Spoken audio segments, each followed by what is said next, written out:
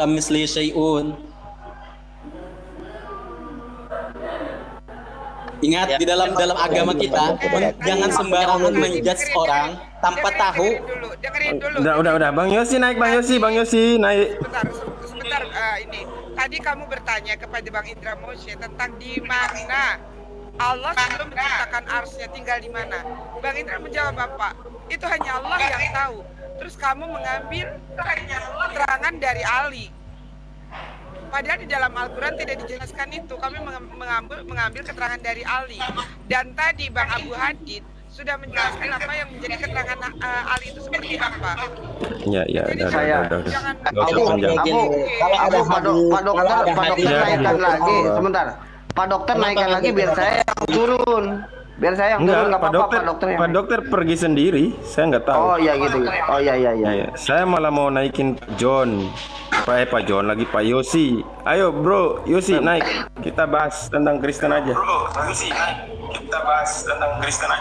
Heran ya, ada Muslim menyerang Muslim sendiri karena nah ini udah kelihatan. Udah ya gitu aja lah. Ente kalau ente merasa ya gini ya. Kalau ente udah. dengan Muslim, udahlah. Udah Bang Ade. Laknatullah. Oke. Terima kasih Bang Abu. Isbiru, sabar. Udah. Astagfirullahaladzim. Ya, lanjut. Lanjut Bang Ade sama Bang Yosi. Silakan. Saya mau sholat dulu. Iya, boleh. Selamat siang semuanya. Iya, Pak Dokter. Makasih banyak. Selamat siang. Salam sehat. Iya, salam sehat selalu Bang Yosi. Giliran Bang Ade, Umi mau tidur Banyak dulu ya. Walah, Sambil nyimak. Umi mau kemana?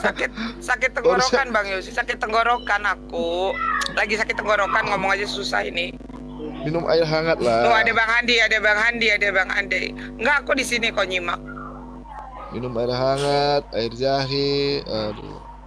Iya, silakan tuh sampai Umi nyimak, ini sakit tenggorokan beneran. Selamat siang. Apa mau bahas apa Bang Yosi? Aduh, mau bahas apa nih? Makanya saya juga bingung mau bahas apa kita. Saya tadi mau bertanya sama Pak Johan yang bikin tema, kenapa Yesus disalib? Itu aja. Kenapa Yesus disalib? Iya, bagus tuh. Mantap itu, mantap. Iya kan? Mantap. Iya, betul. Iya. Bang Andi, assalamualaikum. Bang Belibis. Kalau saya gini ya. Kalau saya gini ya. Waalaikumsalam. Lanjut. Ya, sebentar dulu saya open statement dulu ya, Bang Abu Hadid ya. Begini ya, kalau di dalam Islam kita sangat tidak boleh untuk merendahkan ya, merendahkan Tuhan gitu kan. Karena Tuhan itu kan udah jelas Dia Sang Maha Pencipta, ya kan? Dia yang berkarya, Dia menciptakan manusia, alam semesta semua. Makanya dalam pemahaman kami Islam itu sangat menjaga supaya kita ini tetap jangan merendahkan gitu kan. Jangan merendahkan atau jangan mensifati apapun, apalagi dengan binatang gitu kan, apalagi dengan binatang atau makhluk gitu. Itu di dalam pemahaman kami Islam gitu kan. Itu bahkan untuk makhluknya aja Allah itu memuliakan makhluknya gitu kan. Inna akramakum indallahi atqakum gitu kan. Itu sangat jelas di situ. Jadi Allah itu sangat meninggikan derajat orang-orang yang bertakwa ya, orang-orang yang bertakwa ya, bukan hanya para nabi tapi orang-orang yang bertakwa itu ditinggikan oleh Allah, dimuliakan gitu. Nah, kalau saya melihat itu, kalau kita melihat perbandingan kepada mohon maaf ya, ke teman-teman Bang Yosino ya, saudara-saudara kita yang di Kristen. Nah, justru sangat miris gitu loh, bagaimana kok Tuhan disamakan dengan domba gitu loh. Gitu. Dengan binatang yang jelas-jelas binatang itu kan yang namanya domba itu sedomba-dombanya domba ya, domba itu tuh binatang gitu loh. Nah itu tuh saya tuh nggak ngerti gitu. Iya, sedombanya domba gitu. Mau kemanapun kita bawa domba ya tetap binatang larinya gitu. Kok Anda tega gitu kan menyamakan Tuhan dengan domba, walaupun itu secara alegoris atau apalah namanya lah. Nah itu bagaimana tuh Bang Yusino ya? Silakan. Iya, kalau kita berpikir secara logika kita manusia ya nggak boleh gitu kan. Oh Tuhan nggak boleh begini, karena kan itu pemikiran kita lah ya. Tapi kenapa ada domba? Kenapa Yesus disalibkan? Kembali lagi dalam cerita apa namanya, penciptaan ini yang sebenarnya ya. Kalau kita mau bahas ini sebenarnya panjang kalau saya mau bercerita ini. Kalau Nggak apa-apa, panjang juga kita diskusi Nggak di sini. apa-apa. Di sini. iya enggak apa-apa ya. Kalau kita mencerita tentang domba atau penyaliban itu sendiri, kan Tuhan datang, Tuhan pertama-tama menciptakan manusia itu menurut dengan rupa gambarnya sendiri. Kalau kita baca di Kejadian kan, Kejadian 1 ayat berapa itu sampai seterusnya, itu kan tentang penciptaan manusia. Dan di situ kan kalau kita mau baca, kita mau ikut alur ceritanya, Tuhan menciptakan manusia untuk hidup selama-lamanya atau hidup yang kekal, ya. Tidak ada kematian. Tetapi karena pelanggaran manusia pada waktu itu, ya Adam dan Hawa, waktu mereka di tengah-tengah di dalam Taman Eden atau Taman Firdaus ya, di situ kan banyak makanan yang Tuhan sudah berikan kepada mereka. Tapi di tengah-tengah itu ada buah. Ya mungkin di dalam saudara kita ini buahnya apa nggak tahu namanya. Tapi kalau kita kan di situ jelaskan buah tentang baik dan yang jahat. Tuhan memerintahkan kepada Adam dan Hawa pada waktu itu bahwa kamu, hai manusia pada waktu itu, janganlah kamu menyentuh atau memakan buah di tengah-tengah taman ini, buah tentang baik dan yang jahat, begitu ya. Nanti kamu mati. Nah, itu sudah kasih perintah pertama kepada manusia. Tetapi manusia itu melanggar karena ada godaan-godaan setan pada Hawa, akhirnya mereka memakannya buah itu pada waktu itu. Yang tadinya manusia pada waktu itu akan hidup selama-lamanya, kekal, pertama banyak dan kekal, mati. Mereka tidak hidup lagi sampai dengan umurnya selama-lamanya, tidak sampai juga 1000 tahun mereka mati. Nah itulah pelanggaran. Makanya ada itu namanya, pada waktu itu mereka diusir dari Taman Eden itu sendiri. Dan akhirnya ada dilambangkan kenapa domba, ada pentumpahan darah yang harus terjadi pada waktu itu kan, yang melambangkan domba. Kenapa melambangkan domba? Kenapa harus domba? Tidak yang lain-lain kan? Karena nanti yang akan datang itu yang disebut manusia pada waktu itu dan sekarang tuh anak domba Allah. Jadi manusia itu mengorbankan domba pada waktu itu supaya jadi teladan sampai pada Yesus datang yang kedua kali kan, pada Yesus yang datang pertama kali itu kan. Nah, disitulah dilakukan oleh bangsa Israel terus menerus.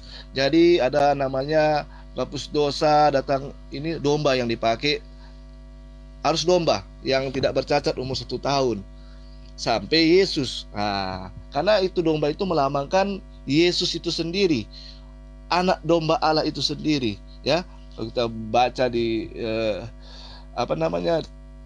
di Perjanjian Baru, di kitab Injil, ya itu semua cerita tentang Yesus itu ya. Nah, disitulah dia datang untuk apa?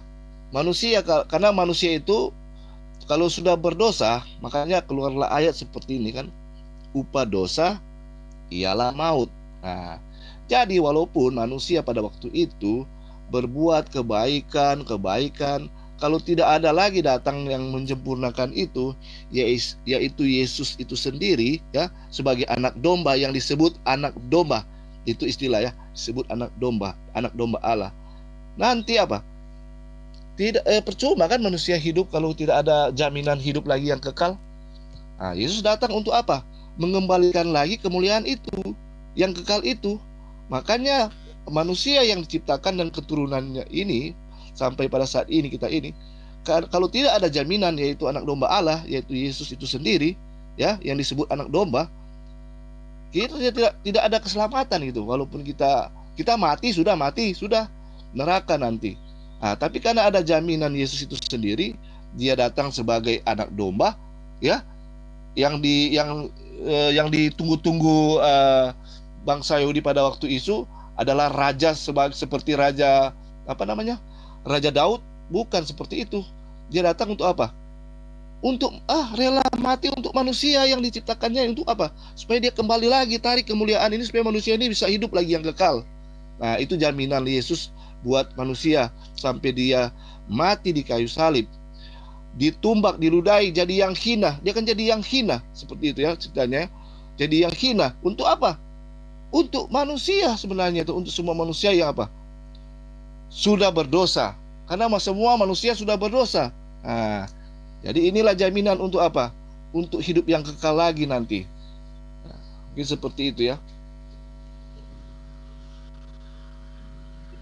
Oke, terima kasih ya. Saya mungkin tadi tidak oke lah, tadi dianggap sudah menjawab bahwa tetap aja gitu loh. Anda menganggap bahwa Yesus, kalau kita merujuk kepada Yohanes 1 ayat 1, bahwa pada mulanya adalah firman bersama-sama dengan Allah, dan Allah itu adalah firman, atau firman itu adalah Allah, dan firman itu telah menjadi manusia, kan, anak manusia, kan begitu di Yohanes 1:14. Ini jelas. Jadi Anda menganggap Tuhan itu seperti anak domba, kan begitu. Udah fix ya, Anda mengakui bahwa Yesus itu anak domba. Nah, berarti kalau seandainya gini ya, seandainya Anda memahami bahwa Yesus itu adalah, jangan dulu dipotong, Bang. Jangan dulu dipotong. Iya, saya tahu, saya ngerti. Itu sebagai alegoris ya, penggambaran atau tipologi. Saya ngerti di situ ya. Nah, ketika Anda memahami bahwa Sang Maha Pencipta menjadi manusia dan Anda analogikan, saya nggak mengatakan itu dengan sebenarnya. Memang saya melihat selalu dengan kacamata realitas yang ada. Ketika Anda memahami bahwa realitas yang ada itu, Anda memahami tipologi ini atau dianalogikan itu sebagai domba, itu kan sudah benar-benar menghina Tuhan gitu loh. Dengan istilahnya, walaupun dengan analogi, kami aja nih nggak berani menganalogikan Allah dengan wa'udzubillah min dzalik, dengan manusia atau dengan makhluk apapun. Salah satu contoh gini ya, saya mungkin Anda, kalau saya mendebat Anda dengan Al-Quran, Anda tidak akan percaya. Tapi saya akan mendebat Anda dengan apa? Dengan kitab suci Anda sendiri tentang masalah penistaan, penghinaan kepada Tuhan Anda yang disamakan dengan binatang. Ini salah satu contoh di 1 Samuel 2 ayat 30 ya. Saya bacakan di 1 Samuel pasal 2 nomor 30. Sebab itu demikianlah firman Tuhan Allah Israel. Ini soalnya doa Salom, istilahnya kalau nggak salah ini Daud yang berdoa di sini ya. Sebab itu demikianlah firman Tuhan Allah Israel, sesungguhnya aku telah berjanji, keluargamu dan kaummu akan hidup di hadapanku selamanya. Tetapi sekarang demikianlah firman Tuhan, jauhlah hal itu daripadaku, sebab siapa yang menghormati aku akan kuhormati, tetapi siapa yang menghina aku akan dipandang rendah. Jadi fix, jelas ya, di sini Tuhan nggak mau dipandang, istilahnya nggak mau dihina. Nanti dia akan menghina lagi dengan disebut dipandang rendah. Tentang masalah dosa waris, di sini ada hal yang menarik ya. Ketika Anda memahami pemahaman bahwa kejatuhan Adam atau Hawa dan Adam itu kepada lingkaran dosa ya dengan buah pengetahuan. Itu menurut saya nih, ini saya hanya membawakan kitab Anda ya. Sebenarnya kalau kita berbicara tentang penebusan dosa, itu ada di Imamat 5 ayat 17 ya. Jikalau seseorang berbuat dosa dan melakukan salah satu hal yang dilarang Tuhan tanpa mengetahuinya, maka ia bersalah dan harus menanggung kesalahannya sendiri. Nah, ini salah satu berarti harus menanggung kesalahannya sendiri kan? Iya kan? Jadi tidak mungkin harus mohon maaf sebentar. Sebentar. Jangan dulu dipotong. Saya tadi Anda panjang, saya biarkan itu. Tolong ketika saya berbicara pahami dulu apa yang saya bacakan nanti, ya. Jadi keselamatan kepada keselamatan. Jadi yang jadi orang yang berdosa, yang istilahnya yang tidak sengaja itu baru mendapatkan tebusan domba, seperti di Imamat 7:11. Inilah hukum tentang korban keselamatan yang harus dipersembahkan kepada Tuhan. Jikalau ia mempersembahkannya untuk memberi syukur, harusnya berserta korban syukur itu dipersembahkannya roti bundar yang beragi diolah dengan minyak, dan roti tipis yang tidak beragi yang diolesi dan minyak. Bukan hanya dengan domba, Bang. Ya. Oke, itu yang kedua. Yang ketiga, saya langsung kanter semua ya. Kalau berarti kontradiktif gitu loh. Ketika Anda memahami salah satu dosa asal yang ditimbulkan oleh Adam akan bertentangan dengan ayat-ayat seperti ini ya, bahwa setiap dosa itu harus ditanggung sendiri-sendiri, ada di dalam di dalam perjanjian lama gitu. Kenapa? Kenapa saya ngambil dari perjanjian lama? Karena gini.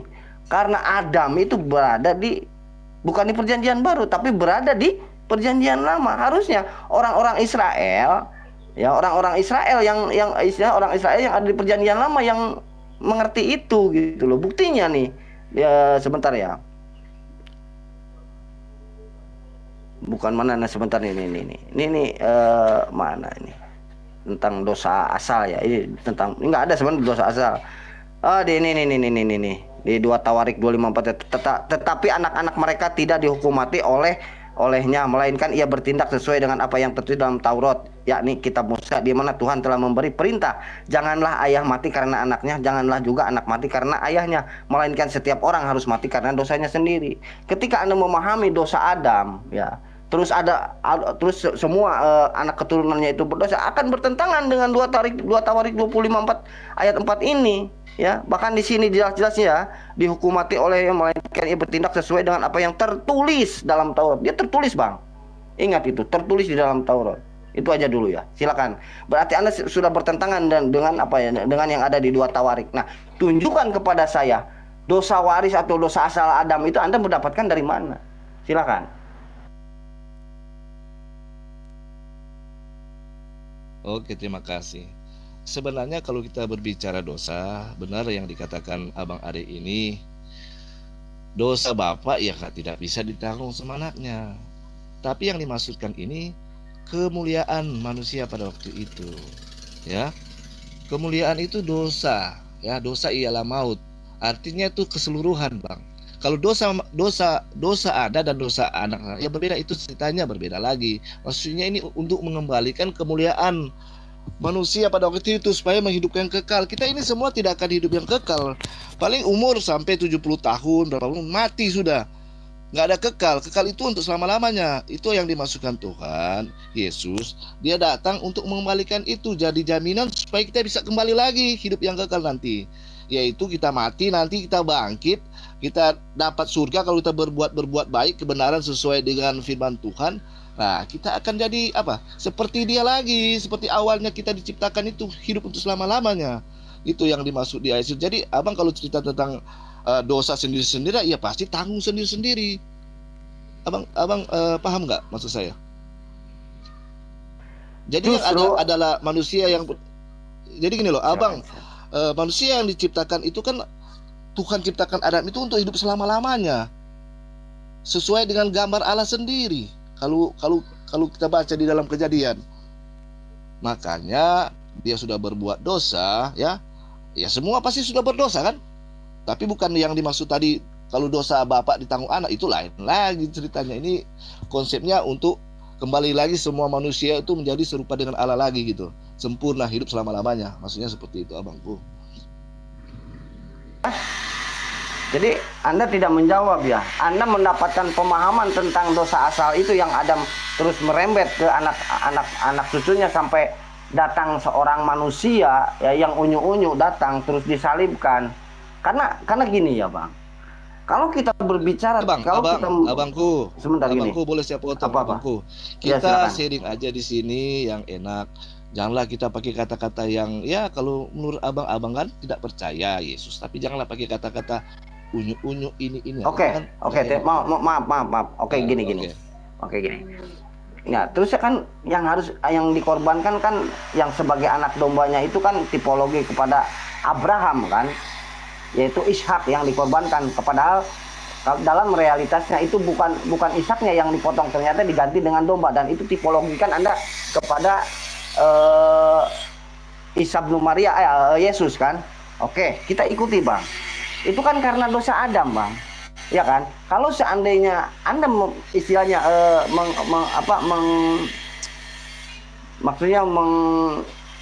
mentipologikan kepada Yesus yang disalib ya, yang disalib karena dosa asal, ini akan bertabrakan dengan Ulangan 24:16 ya, janganlah ayah dihukum mati karena anaknya. Karena notabene-nya gini ya, notabene Yesus itu adalah keturunan Adam gitu loh. Berarti hukum Tuhan menyalahi di sini. Dia udah menyalahi 2 Tawarik 25:4. Dia menyalahi Ulangan 24:16 itu kan kontradiktif, Bang. Kalau Anda memahami seperti itu, terus Anda mengatakan bahwa kita ini bukan berdosa, karena apa? Karena dosa Adam. Anda nggak mau ngomong seperti itu, karena akan bertabrakan di sini. Tapi ketika saya melihat di gereja-gereja itu selalu dibawakan seperti itu. Karena apa? Karena abang tidak mau membawakan Roma 5:12, 1 Korintus 15:21, 1 Korintus 15:22, Roma 3:23, nggak mau Anda. Karena apa? Itu bertentangan dengan apa? Dengan apa yang ada di dalam perjanjian lama gitu loh. Nah, gimana tuh, Bang? Oke, abang begini. Abang tadi menjabarkan beberapa ayat-ayat yang abang yang mungkin tidak mengerti dan memahami ayat-ayat itu sesungguhnya ya. Karena kalau saya bilang seperti itu karena ya saya itu yang dari kecil sudah selalu membaca dan merenungkan ayat-ayat itu. Kalau mendengar seperti abang ini, jadi saya meluruskan aja ya, Bang. Oke, gini. Sebentar. Jadi contoh, Enggak, saya bacakan dulu. Enggak mau. Enggak mau. Saya bacakan dulu. Enggak, saya bacakan dulu ayatnya, saya bacakan dulu nih ya. Iya. Saya Kalau tidak boleh, memahaminya. Memahaminya Anda memahaminya seperti apa kalau saya bacakan ayat ini. Gini abang. Roma abang, 5:12. Sebentar. Roma 5:12. Ya, Roma 5:12. Sebab itu sama seperti dosa telah masuk ke dalam dunia oleh satu orang, dan oleh dosa itu juga maut. Demikianlah maut itu telah menjalar kepada semua orang karena semua orang telah berbuat dosa. Nah, Anda memahaminya seperti apa kalau menurut Roma ini? Silakan. Kalau saya memahaminya ini dia menafsirkan kepada dosa asal, karena dosa Adam lah kita jadi berbuat dosa. Kan seperti itu. Sedangkan ini jelas-jelas bertabrakan dengan apa yang tadi saya bacakan dalam perjanjian lama, Bang. Silakan. Oke. Saya ini dulu ya, luruskan ini ya. Nanti abang balik lagi di perjanjian lama tadi nggak apa-apa ya. Nah, itu benar abang. Abang udah baca tadi udah jelas. Karena satu orang semua sudah berdosa ya. Karena satu orang semua sudah berdosa. Sampai sekarang kita berdosa kan, begitu kan? Lah, kalau satu orang itu tidak melakukannya, tidak adalah dosa di dunia ini. Mereka Adam dan Hawa ini tidak diusir dari Taman Eden itu sendiri. Mereka akan hidup selama-lamanya. Nah, karena ada satu berbuat, dampaklah kena semua kita ini. Yang sebenarnya hidup yang kekal akan mendapatkan hidup yang tidak kekal. Tapi karena ada jaminan Yesus itu sendiri ya, sebagai anak domba Allah itu menjaminkan bahwa masih ada kesempatan buat kita manusia ini kalau kita benar-benar mengikuti Dia dan bertobat dan tidak melakukan dosa-dosa yang sebelumnya. Seperti itu abangku. Iya, itu kan pernyataan dari Paulus kan? Itu kan pernyataan dari Paulus, bukan pernyataan dari Musa. Iya kan? Itu kan murid Yesus. Iya kan? Itu kan murid Yesus. Nah, disinilah ya. Jadi gini ya, Bang. Jadi gini, Anda lebih mempercayai Paulus gitu.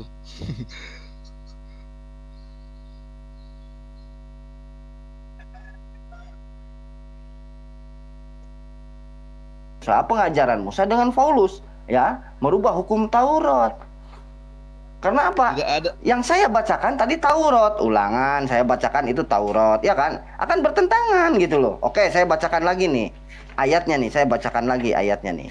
Biar kita istilahnya Anda tidak mau, sebenarnya justru saya ini yang menampilkan dalil gitu loh. Anda tidak mau menampilkan dalil, justru saya yang membacakan dalil. Jadi gini kan, ini kan bertentangan gitu loh. Ya, Oke, gini, sebentar. Saya nggak motong Anda. Saya nggak motong Anda. Tolong izin. Enggak, sebentar. Aku mau jawab dulu bentar. Izinkan Bang. saya Abang untuk kan, apa? Iya betul. Saya kan diam. Gini, abang kan tadi bertanya apa yang ada di dalam Alkitab saya kan, gitu kan. Jadi abang tanya satu ayat, abang nggak ngerti kan apa ini tentang ini. Abang menyabarkan bahwa kata siapa saya nggak ngerti, Bang. Kata siapa nggak ngerti? Justru saya mengerti. Justru gini, Bang. Gini, sebentar, Bang. Sebentar. Anda jangan menuduh dulu. Jangan menuduh. Anda tidak meluruskan saya. Justru saya yang meluruskan Anda. Anda dari tadi tidak membawakan dalil. Saya yang membawakan dalil. Anda kapan membawakan dalil? Saya yang membawakan dalil. Salah satu contoh. Dalil yang abang bawakan silakan. itu adalah dalil saya. Itulah yang saya luruskan abangku. Makanya kita coba kalau abang kurang yakin dengan dalil yang abang bawakan, kurang paham, saya pahami. Itu. Kalau saya nggak paham pasti saya diam. Nah, gitu abangku. Nah, gini, Bang. Kan saya tadi bilang ayat yang tadi saya bacakan di Roma tadi ini bertentangan dengan ulangan. Gitu. Kalau notabene gini ya, notabene Adam, mau gimana pun, mau Anda lari kemanapun, Yesus itu ya keturunan daripada Adam karena dia anak Maria, kan gitu. Nih Ulangan 24:16 nih, janganlah ayah dihukum mati karena anaknya, janganlah juga anak dihukum mati karena ayahnya. Setiap orang harus mati karena dosanya sendiri.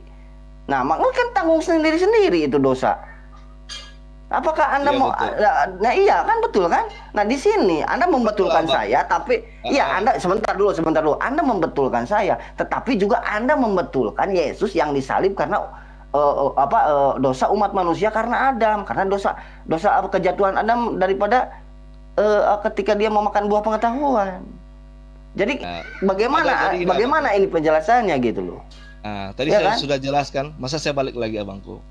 Jadi ada Jelaskan dosa bagaimana? sendiri. Jadi Anda gini ya. Sekarang ini Jadi abang, gini. abang dosa Ya, sebentar sendiri dulu, itu pasti sebentar dulu. ditanggung sendiri-sendiri karena ada penghakiman. Yang dimaksudkan saya ini adalah dosa yang datang di dunia ini akibat satu orang, kan semua dunia ini berdosa, nggak ada lagi kemuliaan yang sesuai dengan gambar Allah itu sendiri. Manusia nggak ada lagi hidup selama-lamanya. Paling lama itu hampir 1000 tahun manusia di dunia ini abangku. Itu yang maksud saya tadi. Saya sudah jelaskan tadi tapi abang kayaknya kurang memahami. Oke, gini ya. Sekarang gini ya. Kalau Tuhan membiarkan Adam tidak memakan buah pengetahuan, saya berpikir secara logika, ya. Bagaimana kalau manusia tidak mati nih, tidak sampai ajalnya? Bagaimana Anda berpikir ya? Anda berpikir ketika orang tua Anda yang dulu ratusan tahun itu dia tidak bisa mati di dunia ini. Bagaimana kejadiannya dunia ini? Kita harus berpikir secara logika. Aku mengikuti kamu ya secara logika ya. Karena di sini kamu tidak membawakan dalil gitu loh. Ya. Dalil yang abang bawakan enggak, itu sebentar dalil dulu. Enggak, luruskan gitu, sebentar dulu, jangan dipotong dulu abangku. Abangku jangan potong dulu. Aku tidak memotong Anda ketika Anda ngomong. Aku biarkan Anda ngomong. Aku biarkan dari tadi Anda ngomong. Giliran aku ngomong, tolong hargai aku ngomong, ya. Anda tadi kalau seandainya ini dari logika Anda nih.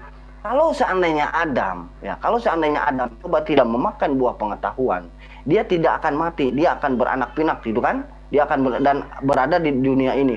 Coba bayangkan kalau saya setuju Adam makan buah pengetahuan. Kenapa? Manusia disampaikan kepada ajalnya sebagai sunatnya itu sebagai takdirnya. Itu saya lebih setuju, ya. Kenapa?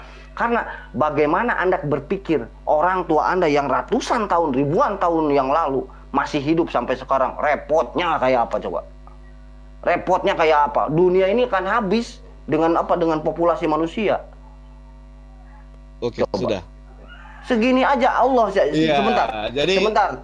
Tuhan aja mematikan manusia ya sebagai fitrahnya, sebagai takdirnya. Dunia ini sudah padat, apalagi seandainya kalau Tuhan tidak mematikan manusia, waduh, astagfirullah, masya Allah gitu kan? Iya, bisa betul. hancur, bisa keseimbangan alam bisa hancur lah, tidak ada keseimbangan alam. Nah, itu kalau kita berpikir. Iya betul. Jadi itulah pemikiran manusia kita secara logika ya. Menurut abang ya, itu kan kemuliaan Tuhan, kita tidak tahu abangku. Kita mau jadi banyak sampai di mana itu kan kemuliaan Tuhan. Jadi berarti ada rencana Tuhan yang lain kalau Adam ini dan Hawa ini tidak meninggal. Nah, dan abang pun janganlah bilang langsung full ini dunia ini. Lah abang tahu dari mana langsung full dunia ini? Tuhan itu kan Anda yang berbicara tadi kan kalau seandainya Adam tidak ada kejatuhan dalam dosa, mungkin kita istilahnya manusia tidak akan mati kan seperti itu. Tidak akan sampai kepada ajalnya. Saya kalau begitu saya berpikir lebih setuju Adam makan buah pengetahuan. Karena apa? Saya lebih setuju ketika manusia disampaikan kepada ajalnya. Karena Pak, coba bayangkan. Saya bilang kan, coba kamu bayangkan. Berarti kita kalau manusia tidak mati, yang maha kuasa dong ya. Bagaimana? Berarti kita meragukan yang maha kuasa itu kalau dia bisa menciptakan dia dunia lagi itu untuk mungkin kalau menurut abang punya pemikiran kayak tadi dia pindahkan manusia di tempat yang lain. Abang ragukan Kok kekuasaan itu. saya kapan ngomong seperti itu? Justru saya ya. Abang justru, kan ini, abang kan ngomong kayak ini. Wah, nanti gimana kalau full ini dunia? Maka saya lebih pilih manusia itu diciptakan terus mati lagi, gimana? Mati gitu kan? Mati supaya ya nggak iya full saya dunia lebih ini. iya lebih setuju saya ada makan buah pengetahuan kan. Karena apa? Itu kan disampaikan kepada ajalnya gitu loh. abang. Justru kamu di sini memframing saya seolah-olah saya berbicara menciptakan dunia lain. Tidak, Bang. Ya, Anda yang memframing saya di sini. Janganlah, Bang. Ya. Iya. Justru aku mengikuti apa yang menjadi pemikiranmu. Seandainya tadi saya di sini saksinya banyak gitu loh, ya. Ya. Iya. Lanjut abangku. Udah bang. Ada lagi nggak? Lanjut. Kira-kira ada lagi nggak dalil yang mungkin abangku yang cakep ini yang kurang memahami dalil yang ada dalam Alkitab? Satu dalil gitu. Oh saya kurang memahami ini, yang saya pahami seperti ini. Nanti saya luruskan gitu bang. Yang saya tahu gitu. Jadi supaya abang juga nggak salah gitu. Kita kan meluruskan. Saya tidak menyalahkan, hanya meluruskan aja gitu abang. Yang saya tahu kan, karena kita ya dari kecil kan belajar memahami, jadi kita udah di dalam hati lah itu semua. Yang saya tahu itu bang. Kan kalau abang kan mungkin ya baru berapa tahun ini belajar tentang cari-cari tahu tentang Alkitab, bagaimana kebenaran isi Alkitab itu sendiri, itu kan bang. Terus kadang ada pihak yang lain seperti ini. Saya tidak menuduh, tapi ada pihak-pihak yang hanya datang mengobrol, cari-cari. Kita kembali ke laptop, Bang. Kita kembali ke laptop ya. Kita kembali ke laptop. Tadi bagaimana nih? Roma 3 dengan ulangan itu sudah kontradiktif, Bang. Kalau Anda memahami bahwa Yesus harus mati di tiang salib. Kalau Roma 3 dan ulangan itu tidak kontradiksi, Bang. Makanya harus pahami dulu ayat tentang ulangan itu dan ayat tentang Roma itu. Saya sudah memahami, Bang. Saya sudah memahami. Di ulangan itu dosa saya, ditanggung sendiri-sendiri kan? Betul. Di ulangan itu dosa ditanggung sendiri-sendiri. Nah, di Roma 5:12 seperti dosa telah masuk ke dalam dunia. Ya. Berarti kan dosa itu dimasukkan karena ada kejatuhan Adam kan? Nah, itu kan suatu hal yang kontradiktif. Bagaimana Anda tidak menyebutkan itu kontradiktif? Bagaimana penjelasanmu gitu? Coba abang baca konteks yang benar, abangku. Seperti dosa yang masuk di dunia. Ya, selamat siang. Ya, selamat siang. Itu dulu gitu. Anda membenarkan dosa tanggung sendiri-sendiri. Tapi juga Anda membenarkan Roma 5:12 dosa karena Adam. Ini bagaimana gitu loh. Sedangkan kan kita notabene keturunan Adam. Berarti kan sudah jelas-jelas dalam ulangan. Itu tidak disebut dosa kepada Adam. Karena satu orang ini semua sudah berdosa. Bukan, Adam harus tanggung ini. Bukan seperti itu, abang. Makanya saya tidak menyatakan Adam yang ini kan gini. Kalau seandainya Adam yang berdosa, kalau seandainya Adam dan Hawa yang berdosa, ya udah Adam aja gitu loh. Ngapain pakai anak manusia turun untuk menebus dosa asal? Disalibkan, dihinakan. Saudara Ade, gitu kan? Boleh nggak saya sedikit berinput? Ya silakan Pak. Ya silakan. Makanya dari tadi Yoshinoya ya, tolong berdalil gitu loh. Anda kan dari tadi kan cuma doktrin aja, asumsi gitu loh. Itu bukan doktrin dan asumsi Pak Ade, itu ayat dalil yang Bapak sampaikan itu kan Bapak baru tahu. Saya yang lebih memahami, saya luruskan begitu. Ini mantap, suara Bang Yosi sudah keras, mantap. Salah. Anda mengatakan baru tahu dari mana? Menurut saya abang itu salah karena abang tidak percaya dengan isi Alkitab kan? Abang Saudara makanya abang Ade, mengatakan tidak percaya. Loh, jadi abang memahaminya salah. Bukan masalah percaya tidak percaya. Bukan masalah percaya tidak percaya. Kalau abang tidak mengerti ya. tentang ayat itu, saya pahami, saya luruskan Kata supaya abang tidak salah. Kata ini salah loh, tidak Bang. mengerti. Abang tanyalah semua orang Kristen. Oke, saya tanya. Di mana pengajaran Musa? Tunjukkan di mana pengajaran Musa tentang dosa, bahwa Adam itu menelurkan dosa-dosa kepada atau mewariskan dosa-dosa kepada anak manusia. Pertanyaan yang lari dari konteks. Dari konteks, adalah di situ abangku. Nggak ada. Lalu yang membawakan dosa asal siapa? Bicara Sebentar, bawa sebentar. dosa akal Silakan, siapa? silakan. Bang Paulus, Jaya, kan? Bang Jaya Satria mau bicara. silakan. Saudara Yosi, Iya, iya. Iya, iya, Boleh nggak selamat saya siang, bicara? Pak. Silakan, Pak, Ya. silakan. Bisa. tentang dosa waris, dan kalau saya boleh berpendapat adalah lebih tepatnya adalah warisan akibat dosa, ya. Warisan akibat dosa yang terawali mulai dari jatuhnya kesalahan terhadap diri Adam sampai dengan zamannya Musa, sehingga di Keluaran 34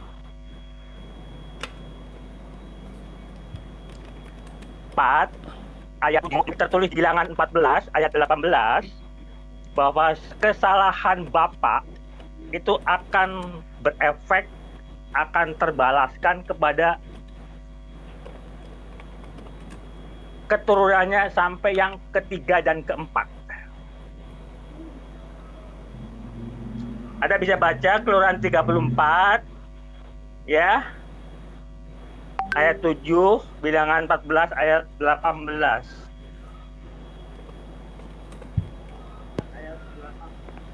Udah semakin lama semakin ngelantur nih bocah Akibat nih. dosa kakek nenek kita. Cek ini semakin ngelantur nih bocah ini. Khususnya, Anda membenarkan yang tertulis di Taurat, tapi Anda abaikan. Kenapa?